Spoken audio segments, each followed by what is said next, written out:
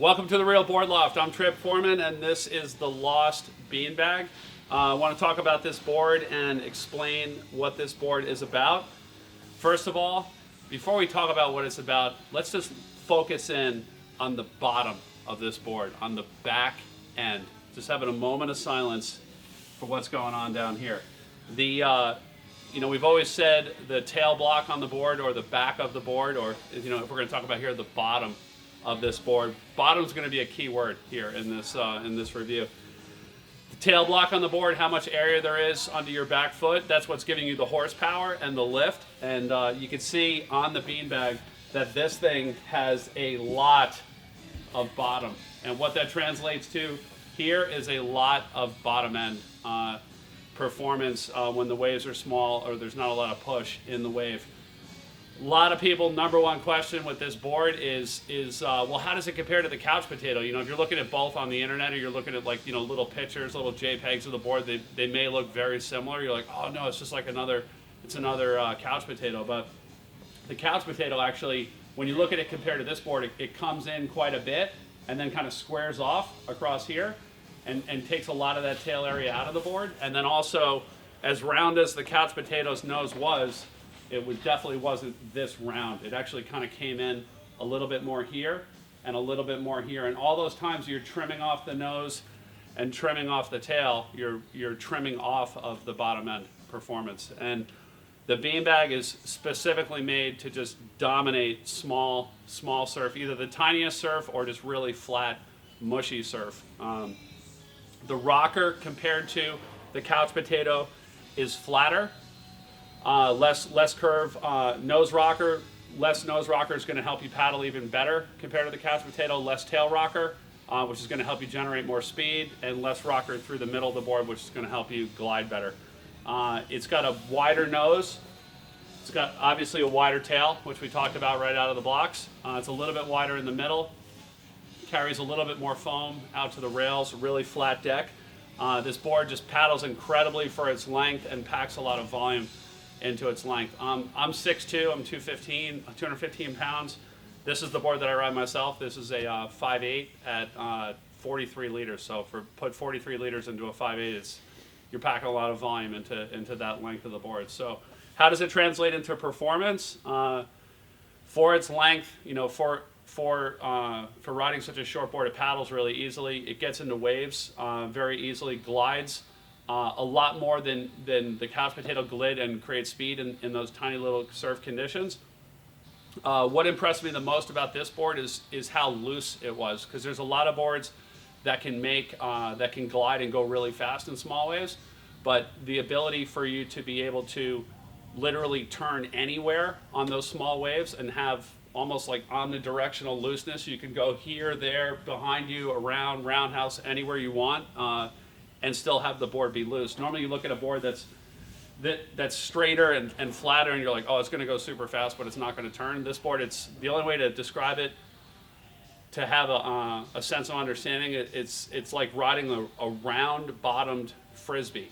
There's no hard point in turning a round-bottomed frisbee anywhere, and that's the way you feel when you ride this board. Compared to some other boards that we reviewed, like the couch potato is really popular. There's a lot of couch potatoes out there. The more that people would ride the couch potato, the more we kept getting stories back, myself included, because I have one of those as well, was, and I rode the couch potato in chest high and it was awesome. I rode it in shoulder high and it was awesome. I rode it in head high, it was awesome. You're like, well, wait a minute, like that board's supposed to be a bottom end board, and athletic, good surfers could generate, incredible speed on that board in really, really tiny surf. But if you wanted the board to help you a little bit more on those really lower end conditions, it didn't really provide it unless you put it in, especially on the really, really, really tiny stuff. This board has an entire another 2 gears compared to the couch potato in those small waves, and really helps you generate it, and at the same time is looser in those tiny waves. And that's getting the extra speed and the extra drive plus the extra looseness is something that you normally don't get. Another board out there that's in the same category would be the Werner Mini Simmons, which is a dominator in that class. Really fast down the line, real stable in a wide range of speed. The Werner has, I would say, a little bit more speed down the line. Like if you're just trying to like make mad sections and go as fast as you can in long carves, that's going to be a better board. This board gives up a little bit of that speed and then replaces it with maneuverability. Again, that the ability to go anywhere in any moment and just have the thing just be incredibly loose. And I think that looseness opens it up to a higher end surfer that wants the ability to go to be anywhere and everywhere on the wave, and then also the ability for that same higher ability surfer to ride it as short as possible. In the Lost, on their website and in their catalog, they're saying, hey, ride these things short, and they're not joking. So 5.8 is the shortest board in my quiver.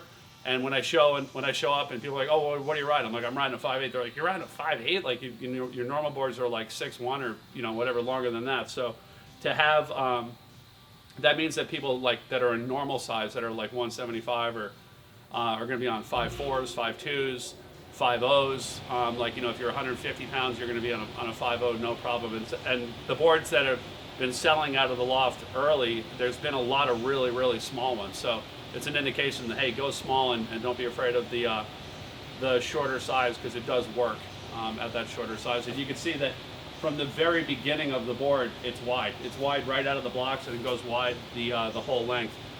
It's a wide board. It's got a wide tail block. I've been riding mine as a quad. I've been using the Future controllers in it, and most, if not all, of the beanbags that you're going to see out there are going to come with Future fin boxes. So the controllers are a good fin for this style of board. They generate a lot of speed down the line. If you're not going to use controllers, definitely recommend that you do use a larger templated Future fin for a quad. So whether if you're riding a medium fin, ride like one of the larger medium fins, or even think about going one of the smaller large fins. Typically I ride large fins on all my boards, so I'm using like a bigger large fin on this if I'm not using the controllers. But the controller, I think, is the best bet for this board. You're going for the bottom end. I never found any stiffness. Like a lot of people will be like, well, this fin generates a lot of speed down the line, but it's not as loose. I never felt that the board was stiff at all, and then still able to generate a little bit more speed with this fin. So definitely stoked on it. Like when I saw it pop up on the early feed, I had the same reaction. Like what? Like it's another couch potato. But after surfing it, the 3 first times I surfed it, the waves were so small at the lighthouse that nobody else was even surfing. So to show up to not only nobody in the water, but nobody in the parking lot, that's a good sign that the waves were really small. And then to have a whole session that was that fun and never even have anybody else paddle out is an indication that the board's working in waves that other boards don't work in. So definitely a really good board, super fun board to check out and to add to your quiver, and it will extend the bottom end of it. And as far as the accessibility, I think if you're sizing it with the volume that you ride, or more volume, is going to extend the range, and it's not something that you have to be a really good surfer to ride a really short board, because it's a super easy board to ride. And if you are an advanced surfer, going radically small will allow you to take that incredible looseness to a whole nother level and be all over the wave. Matt's been making a lot of these things for the highest end level pros and having them ride them really short, and they're coming into waves and doing turns that they just physically can't do on normal boards. So it's beanbag, definitely worth checking it out. If you have more questions or looking for more information, you can also look on realwatersports.com/surfing and check out the beanbag there. We've got written reviews there as well as insider info and a great comment and question box underneath. Thanks for tuning in, and again, it's the Lost Beanbag.